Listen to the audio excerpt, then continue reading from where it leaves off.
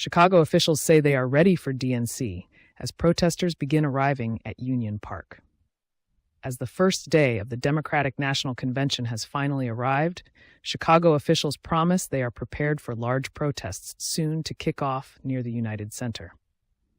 Police Superintendent Larry Snelling told reporters at a news conference Monday morning that his officers passed an important early test over the weekend with a smaller march along the Magnificent Mile. Snelling said there were no arrests directly associated with the march. A 23-year-old woman was arrested nearby and charged with defacement of public property and resisting arrest, but she was not part of the demonstration, he said. Yesterday we had a protest, and our officers responded exactly the way that we trained them, Snelling said. There was mutual respect there, and because of that, we didn't have any incidents. The demonstrators were able to have their voices heard, and we protected them while they were doing it. Snelling said he hoped to see more of the same as the demonstrations were expected to grow much larger beginning on Monday. He reiterated his previous comments that the police were there to protect not only the First Amendment rights of demonstrators, but also the safety of the convention attendees and the general public. We prefer not to have clashes. We would prefer not to make arrests if we don't have to. And we will avoid these things as long as we're not engaged in acts of vandalism or violence, Snelling said. The entire CPD is scheduled to work during the 4-day convention, and officers can expect the department's deployment plans to return to normal on Friday, Snelling said.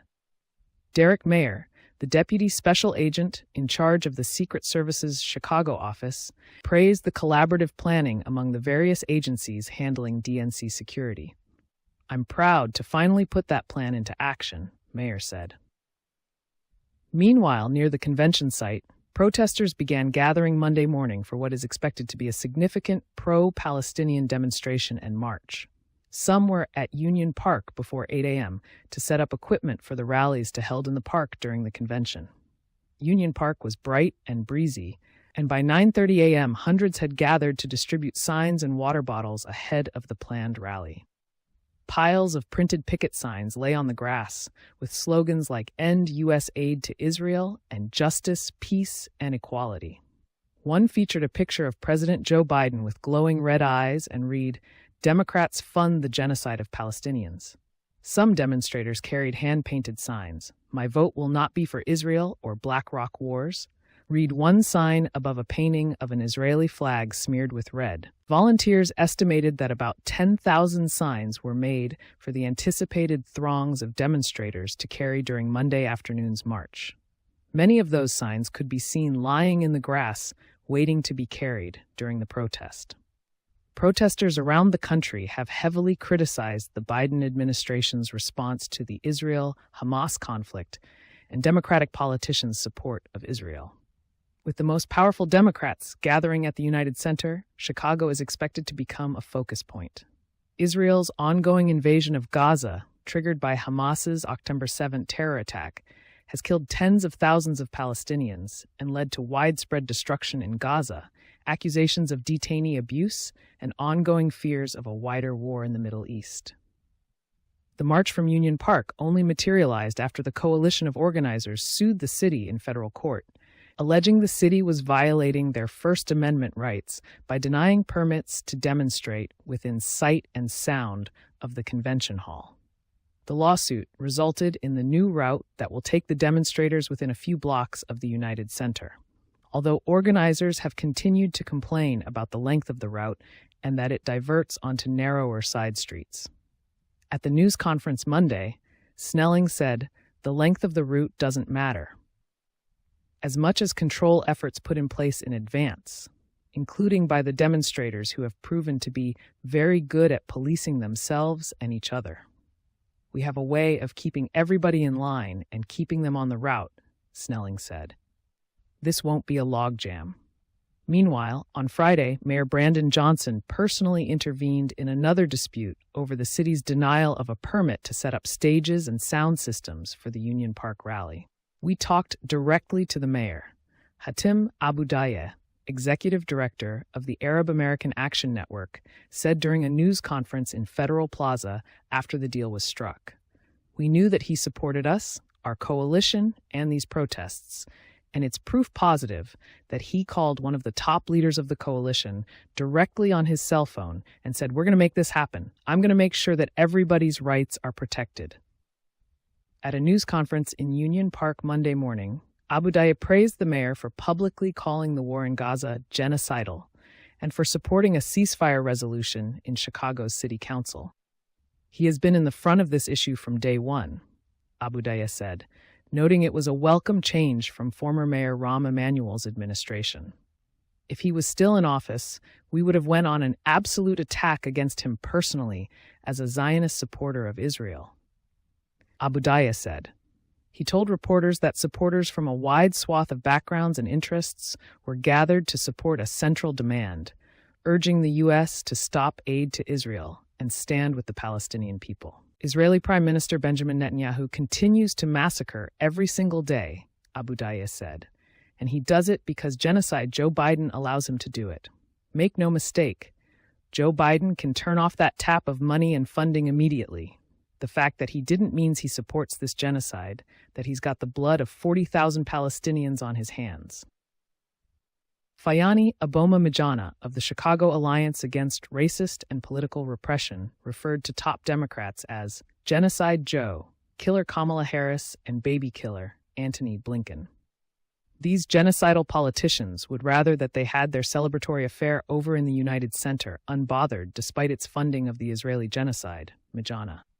The existence of this coalition, of this march, is a testament to how the very working and oppressed people these Democrats claim to represent will no longer stand for the currently existing order of our tax dollars going to fund a genocide, Mijana said. There is no lesser of two evils when the so-called lesser is aiding and abetting a genocide. Another organizer, Omar Younes, reminded reporters that the Biden administration recently approved $20 billion in weapons sales to Israel, prompting calls of shame from supporters standing with him. Israel destroyed more than 70% of the homes in Gaza, many of which my family lived in, he said. The Democratic Party is what keeps this agenda moving, and the people are here to make their voice heard. My community wakes up to photos and videos of our family and friends decapitated, burned to death, killed by 2,000-pound Israeli bombs dropped on their homes. But not everyone in the park was singling out the Biden administration. With signs saying both Democrats and Republicans have blood on their hands, and Democrats fund the genocide of Palestine, Harris supporters Benny Ross of Chicago and Denise Delegal of West Bloomfield, Mich, spent the morning listening to the protesters' views and trying to explain what is at stake for Gaza if Donald Trump is elected. Trump's advisors have called for the expulsions of Palestinians from Gaza and the annexation of the West Bank. Biden's administration has funded the war, and Harris has called for a ceasefire since becoming the presumptive nominee. They, the pro-Palestinian protesters, need to have a clear understanding what he plans to do if he's elected and what that will mean for the Palestinian people. That is what they should be focused on stopping, Delegal said. I believe Kamala Harris hears their concerns and understands the problems. Delegal and Ross both said they recognize the humanitarian crisis taking place in Gaza, but they believe the better chance of resolving it rests with Harris. No one could seriously believe Vice President Harris supports genocide against women and children, Ross said. I hope these protesters understand the future for Gaza if Donald Trump returns to office, Ross said. For Chicagoans, especially those who live and work near the United Center and McCormick Place, all that remains to do is wait and see what the day brings as far as demonstrations. The city saw wide-scale protests in 2020 after George Floyd was killed by Minneapolis police, gatherings that began peacefully but eventually spun out into widespread looting and rioting across the city. Unrest flared again downtown in August of that year, leaving 2 people shot and multiple police officers injured. Police and city officials were widely criticized for their response to the chaos. While addressing DNC preparations this year, Snelling, who took charge of the department last year, has said CPD was unprepared to handle the looting and violence of 2020. While that mayhem is fresh in Chicagoans' memories, the circumstances of the DNC are significantly different.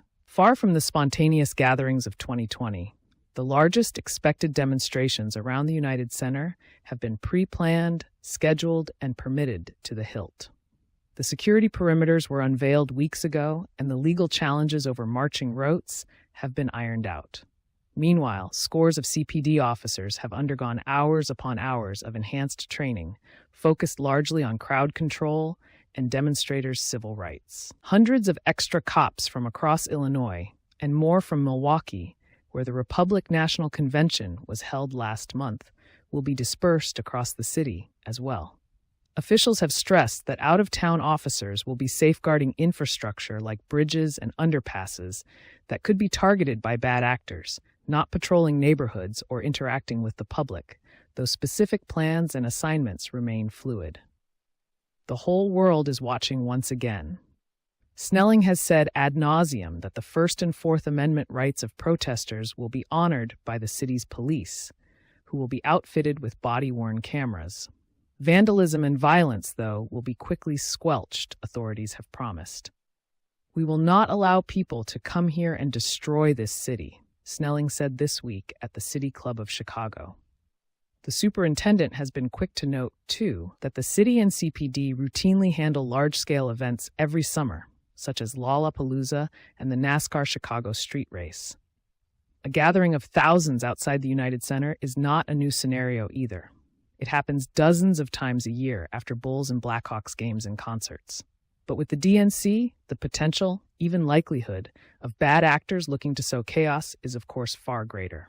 The city's Office of Inspector General released a report in late May highlighting concerns about CPD's preparedness for the anticipated demonstrations, saying the department's training and policies to manage crowds are insufficient and may increase the risk of infringement of lawful demonstrators' constitutional rights. Over the last decade, during summer months, CPD officers have often struggled to contain large youth gatherings in and around the downtown area. Some of those gatherings, teen trends, have ended in fatal shootings. And as political and media figures hobnob in the United Center during a highly choreographed spectacle, most Chicagoans will attempt to go about their daily lives as the summer season enters its final month. CPD officers will see their shifts extended and some scheduled days off canceled.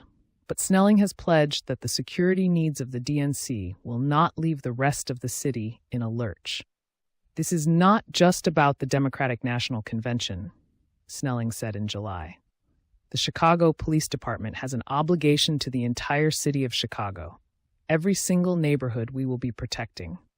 And we're looking at our manpower, we're looking at our allocations, and we want to make sure, and we will make sure that the neighborhoods who need us the most, we will be there for those neighbors.